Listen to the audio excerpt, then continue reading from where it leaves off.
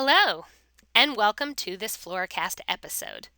My name is Kelly Ivers, and today I'm going to give you an update on some of the research we've been conducting at NC State University regarding boxwood blight and the use of fungicides.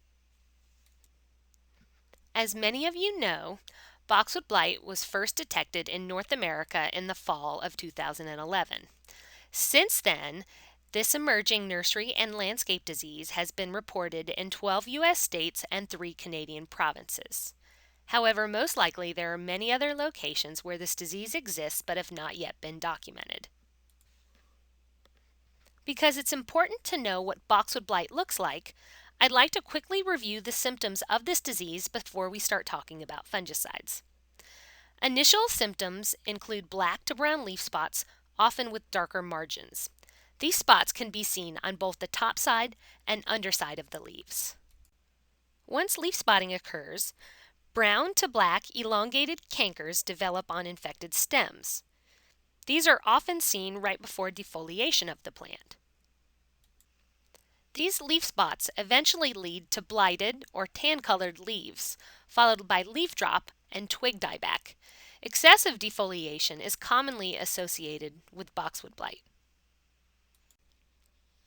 We started conducting cultivar and fungicide trials in the summer of 2012, so I'll start there. Our first fungicide trial involved 1 gallon English boxwood. All treatments were applied before exposure to the fungus, roughly 1 to 2 days. Products were applied on a 14-day interval using a CO2 backpack sprayer at 50 to 60 psi. This is a picture taken from the replicated trial showing how well the treatment in the middle actually worked. The center plot was treated with the fungicide Spectro. These are the results from that trial. We looked at a range of active ingredients from several different mode of action groups. Again, these products were applied preventively, which means before disease onset. The column on the right indicates the amount of cumulative leaf area diseased due to boxwood blight over time. Although we experienced lower disease pressure in this trial than in the others, we were able to identify 2 different tiers of products based on efficacy. The products in the red box were the most effective fungicides at preventing boxwood blight. Although the products in the blue box did not entirely prevent the fungus from getting established, they were fairly effective at keeping the disease in check. As you can see, the most effective products in the red box contained either the active ingredient chlorothalonil or the active ingredient fludioxonil. Chlorothalonil can be found by itself in the fungicide name Daconil weatherstick, or as a premix product in the fungicides Spectro, Disarm C, and Concert 2. Fludioxonil can be found in Medallion or in the premix product Palladium. Let's move forward and talk about the second fungicide trial that we conducted during the spring of this year, in 2013. This is a picture of that trial in the back as we performed our inoculations of 1 gallon English boxwood plants. Again, we applied these products preventively at least 1 to 2 days before the plants were exposed to the fungus, and we had 6 plants per treatment replication. And this is the data from that trial. We looked at a number of the same chemistries as we did in 2012, keeping intact the most effective products and adding in a few new ones. Some of the new products we investigated included Strike Plus, which is not yet commercially available for the ornamental market, Protect, which is a mancozeb product, Prophyte, which is a phosphoric acid product, and Xeritol. We had much higher disease pressure in this trial due to the weather conditions we had this past spring. Hence, we were able to achieve over 75% leaf area diseased in non-sprayed plots. The most effective treatments can be seen in the red box at the top. These would include 7 of the most effective chemistries from our 2012 trial, as well as the Strike Plus treatment. Unfortunately, the mancozeb product Protect did not do as well as expected. I was assuming since chlorothalonil did so well and is also a protectant that mancozeb might do equally as well, but that was not the case. These products either contain the active ingredient chlorothalonil, fludeoxonil, or a DMI mode of action as found in Torque, Tourney, or Strike Plus. All of these products in the red box were effective at preventing boxwood blight in our spring 2013 trial.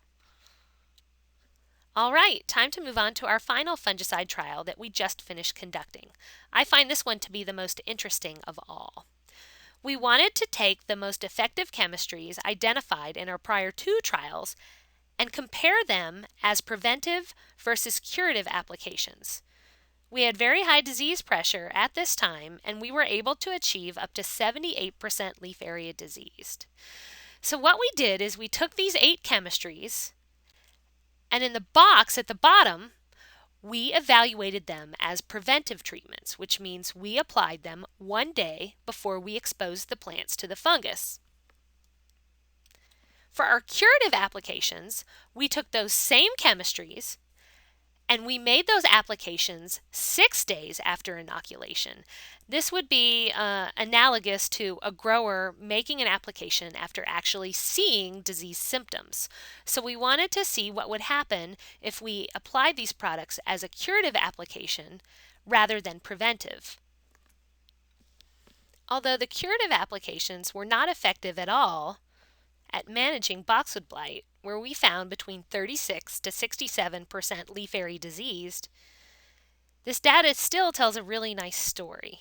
It's pretty cut and dry, and what it shows is that these products do not work as curative applications. 36% leaf area diseased is not an acceptable threshold for boxwood blight. For instance, take as example Daconil weather stick. When applied preventively 1 day before exposure to the fungus, we found less than 1% leaf area diseased. However, in comparison, we saw over 40% leaf area diseased when the same product and the same rate was applied 6 days post-inoculation.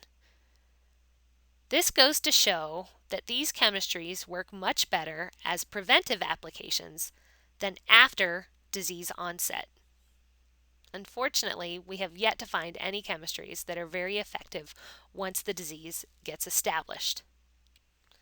These pictures are a nice visual from the data I just presented.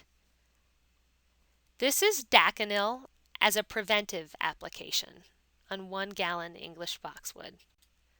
This is Daconil as a curative application on 1 gallon English boxwood. And this is what the box would look like if you make no fungicide applications at all.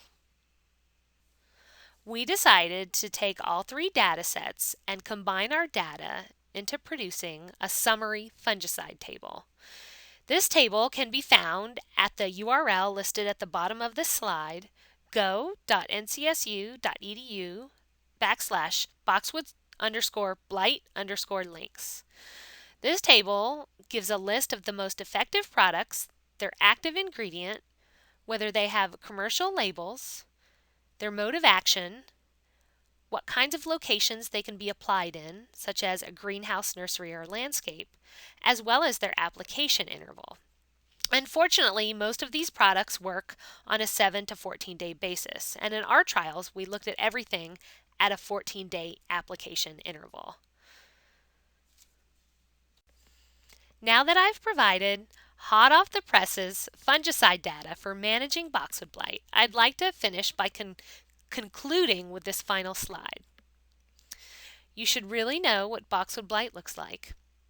You should never introduce suspicious looking or unhealthy plants into a production area or landscape. You should not commingle new stock with existing plants. You should always practice good sanitation measures with tools and with people when working with boxwood. You should never try to maintain infected plants. And you should apply fungicides preventively in commercial nurseries only at high-risk locations. These would be locations in which counties that are known to have boxwood blight, or if you bring a lot of new plant material in. Thank you for your time, and I hope this was informative to you. Goodbye.